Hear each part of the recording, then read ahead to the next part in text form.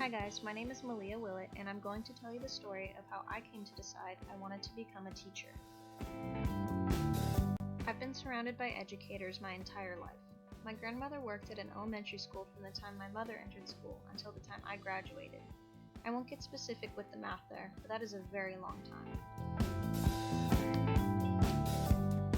I had never thought about being a teacher as a kid. On career day, I never chose education as my career path. But my grandmother and her friends and their experiences already had an influence on me. By the time high school rolled around, I was on the path to enrolling in a good university, and the question became more pressing: what am I going to do with my life? I considered a few different paths, but nothing seemed quite right.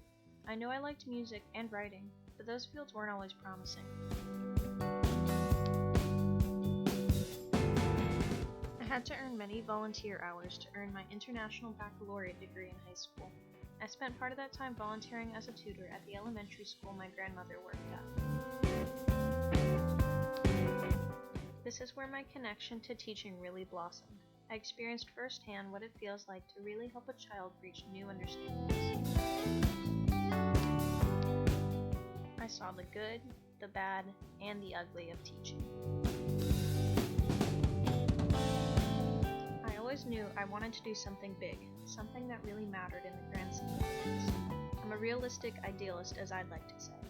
So what better to do than work to become the person who shapes future generations and provides them with the knowledge they need to be successful.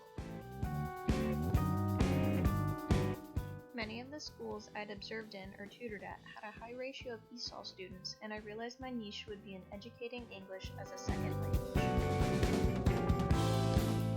I had always excelled in my Spanish classes, and I place a high value in being able to understand more than one language.